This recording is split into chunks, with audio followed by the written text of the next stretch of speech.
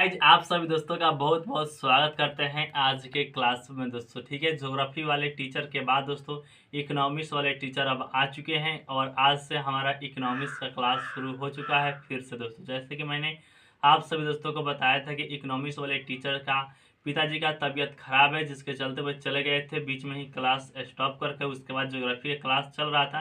लेकिन अब वो फिर से आ चुके हैं और दोनों आदमी यानी कि ज्योग्राफी की क्लास भी चल रही है और साथ ही साथ इकोनॉमिक्स की भी क्लास अब चल रही है दोस्तों। ठीक है, तो इसलिए हम सुबह में 10:30 ज्योग्राफी का वीडियो अपलोड करेंगे और शाम में 4:30 या 5 बजे करीब हम आपका इकोनॉमिक्स का वीडियो अपलोड करेंगे दोस्तों। ठीक है, पर डे और जो भी पढ़ाई होगा दोस्तों क्लास में हम सुबह और शाम में अपलोड करके आपको बताते चलेंगे दोस्तों। ठीक है, जा रहे हैं क्लास करने के लिए इकोनॉमिक्स का। चलिए क्लास करते हैं और फिर आप सब दोस्तों को बताते हैं कि आज की क्लास में कौन सा टॉपिक पढ़ाई हुआ है और क्या नया कुछ सीखने को मिला है दोस्तों। ठीक है, तो चलिए पढ़ते हैं।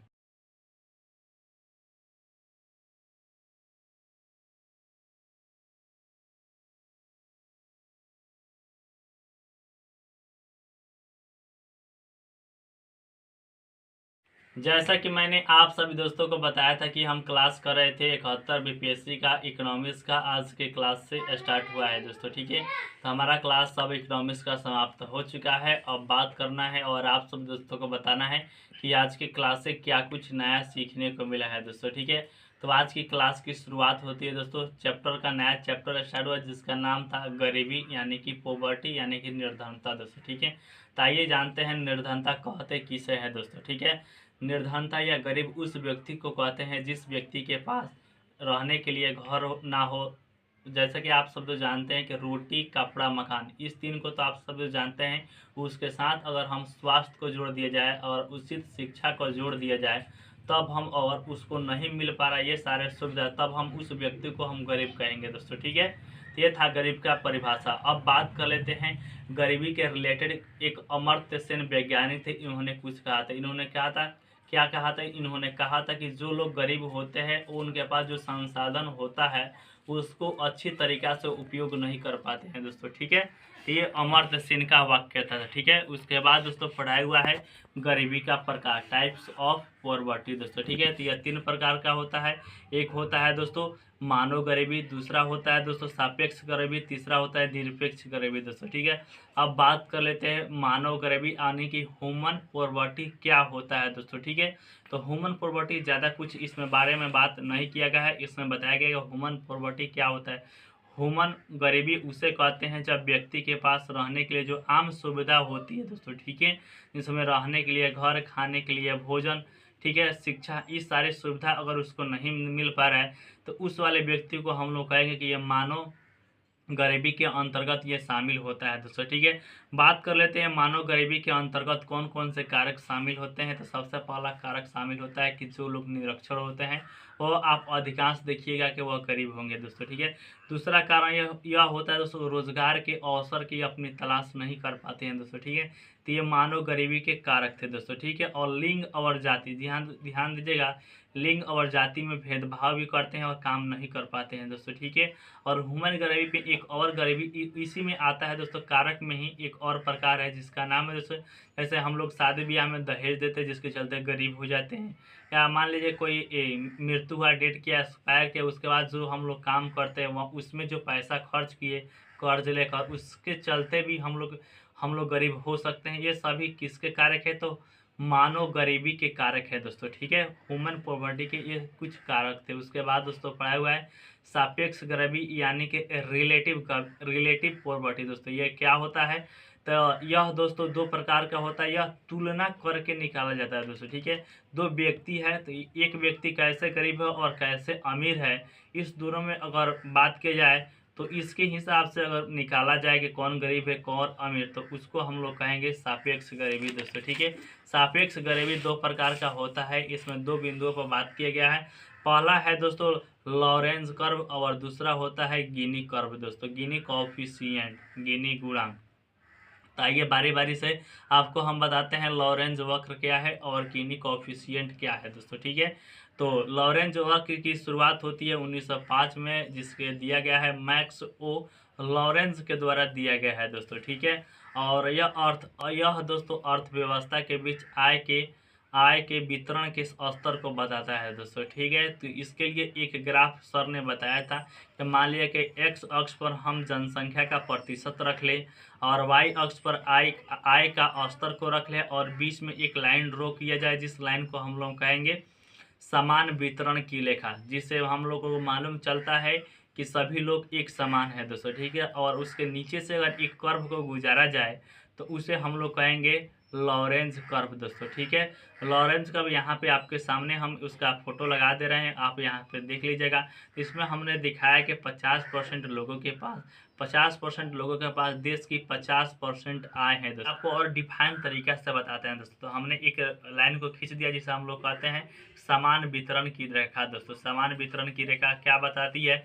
यह बताती है दोस्तों कि देश का जो 50% आय है वो 50% लोगों के पास है दोस्तों। ठीक है, वही लॉरेंज वक्र की बात की जाए जिसमें 50% हिस्सा देश के, ध्यान दीजिएगा, 50% आय देश के 90% लोगों के पास है। ठीक है, ध्यान दीजिए कितना, 90% लोगों के पास है। जिसके पास देश का 50% पैसा 90% लोगों के पास है, वे लोग क्या कहलाते हैं? तो वे लोग गरीब कहलाते हैं दोस्तों। ठीक है, अब बात करें जो 50% पैसा बच गया, वह 50% पैसा देश के मात्र 10% लोगों के ही पास होता है दोस्तों। ठीक है, तो उस लोग को हम लोग क्या कहते हैं? गैर गरीब कहते हैं। गैर गरीब कहिए या उस लोग को हम लोग कहते हैं कि ये लोग अमीर लोग हैं, क्योंकि इन लोगों के पास देश का 50% रुपया मात्र 10 लोगों के ही पास है दोस्तों। ठीक है, तो आप समझ चुके हैं कितना बेहतरीन तरीका से ये कौन बताता है? तो यह दोस्तों लॉरेंज कर्व बताता है दोस्तों। ठीक है, इसके बाद इसमें दूसरा प्रकार के गिनी कोएफिशिएंट दोस्तों। ठीक है, गिनी कोएफिशिएंट क्या है, आइए इसके बारे में हम आपको डिटेल पूर्वक बताते हैं दोस्तों। गिनी कोएफिशिएंट इसे दिया गया है वैज्ञानिक जिनका नाम था कायरोडो गिनो के द्वारा। यह कितने ईस्वी में दिया गया है? तो यह 1912 ईस्वी में दिया गया है दोस्तों। ठीक है, और इन्होंने एक फार्मूला दिया जिसका नाम है जी बराबर, यानी कि जी बराबर डिग्री हो गया, जी बराबर ए बटा ए प्लस बी दोस्तों। ठीक है, ये इसका फार्मूला था गिनी गुणांक का दोस्तों। ठीक है, तो आइए जानते हैं गिनी गुणांक जी बराबर 0 से लेकर 1 के बीच होता है दोस्तों। ठीक है, अगर जी बराबर 0 हो तो हम इसे मान लेते हैं कि देश में पूर्ण समानता है दोस्तों। ठीक है, वहीं अगर जी बराबर 1 निकल कर आता है तब हम समझते हैं कि देश में पूर्ण असमानता है दोस्तों। ठीक है, तो इसके लिए हम लोग ग्राफ के माध्यम से समझेंगे कैसे कैसे आपका हम लेकर चलेंगे 0 से लेकर 1 के बीच, यानी कि पूर्ण समानता से लेकर पूर्ण असमानता के बीच दोस्तों। ठीक है, तो यहाँ पे ध्यान दीजिएगा, पहला फिगर हम आपके सामने लगा दे रहे हैं दोस्तों। पहला फिगर में इसमें हमने दर्शाया है, आप ध्यान दीजिएगा कि एक्स अक्ष पर हमने जनसंख्या का प्रतिशत रख दिया है और वाई अक्ष पर हमने रख दिया है क्या? तो वाई अक्ष पर रख दिया है कि आय जितना आ रहा है दोस्तों, आय का प्रतिशत दोस्तों। ठीक है, यहाँ पे 20 40 ऐसे हमने और एक लाइन को ड्रॉ किया जिससे हम लोग कहते हैं कि क्या, जिसे हम लोग कहते हैं पूर्ण समानता की रेखा दोस्तों। ठीक है, और उसी के ऊपर दोस्तों हमारा आ गया है क्या?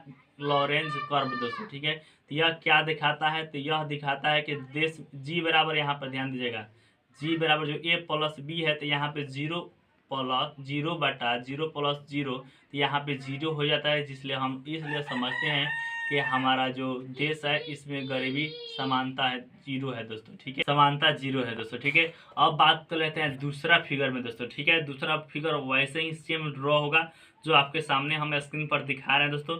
इस फिगर के हिसाब से यहाँ पे ध्यान दीजिएगा, हमने एक ड्रॉ किया जैसे कि मैंने बताई है कि समान वितरण की रेखा है, और समान वितरण की रेखा से थोड़ा सा नीचे आइएगा तो यहाँ पे हमने लॉरेंज कर्व को दिखाया है दोस्तों। ठीक है, तो लॉरेंज कर्व, और यहाँ पे अब फार्मूला जो बताया गया है गिनी गुणांक का जी बराबर ए बटा ए प्लस बी दोस्तों, इसके हिसाब से यहाँ पे हमने मान रखा है, जिसका मान यहाँ पर ध्यान दीजिएगा हमने रखा है 2, और उसके बाद 2 प्लस 3 बराबर कितना होगा? 2 प्लस 2 बटा 5 दोस्तों, और इसको जब हम भाग करेंगे तो कितना आएगा?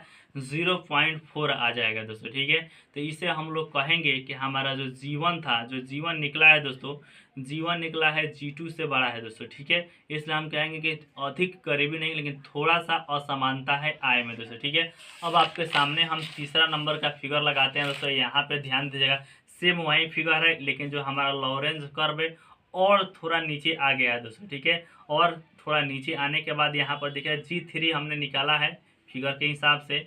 इसमें हमने बताया है कि लिए हैं 3 और 3+2 दोस्तों। नीचे ध्यान दीजिएगा, तो हमने लिया है, ऊपर आ गया हमारा 3 और नीचे 3 2 को जोड़ देंगे तो हमारा 5 हो जाता है, जिसमें आता है 0.6 निकालने पर दोस्तों। ठीक है, तो इससे यह जानकारी मिलता है कि यह क्या है। तो यह हमारा दोस्तों थोड़ा सा जो हमने वहाँ पे असमानता को बताया है, यहाँ पर हम लिखेंगे कि यहाँ पे अधिक असमानता है दोस्तों। ठीक है, क्योंकि G3 बड़ा है G2 से। अब बात कर लेते हैं चौथा फिगर की दोस्तों। ठीक है, तो आपके सामने हम चौथा फिगर को भी लगा दिए हैं। तो इसमें भी सेम वही कर्व को दिखाया गया है, लेकिन ध्यान दीजिएगा तो यहाँ पे हमने समान वितरण की रेखा को भी ड्रॉ किया है और हमारा जो लॉरेंज कर्व था वह 90 डिग्री पर खड़ा हो चुका है दोस्तों। ठीक है, यहाँ पे a बराबर, ध्यान दीजिएगा, a बराबर 10 को मान लिए हैं और b बराबर 0 मान लिए हैं दोस्तों। ठीक है, b कुछ ही नहीं है, इसलिए हमने b को 0 मान लिया है दोस्तों। ठीक है, जो हमारा फार्मूला है तो होता है कि G बराबर A/A+B। उसके आधार पर हम निकालते हैं कि A हमारा 10 है और B हमारा 0 है, तो 10 + 0, इसलिए हमारा होगा 10/10, इसलिए 1 निकलेगा। जब 1 निकला तो इसलिए हम समझ जाएंगे कि हमारा यहाँ पे जो देश में आय का असमान वितरण है दोस्तों, पूरा असमान वितरण है दोस्तों। ठीक है, तो यहाँ तक कंप्लीट पढ़ाई। यह थोड़ा कंसेप्चुअल था, जिसलिए आपको समझाने में थोड़ा सा प्रॉब्लम हो रहा था। हमने ग्राफ के माध्यम से आपको बता ही दिया है। यह वीडियो आपको कैसा लगा नीचे कमेंट कर बता दीजिएगा। ऐसा ही वीडियो देखने के लिए आप हमारे चैनल को सब्सक्राइब कर सकते हैं। मिलते हैं नेक्स्ट वीडियो में, तब तक के लिए thank you, must welcome video इतना वॉच करने के लिए।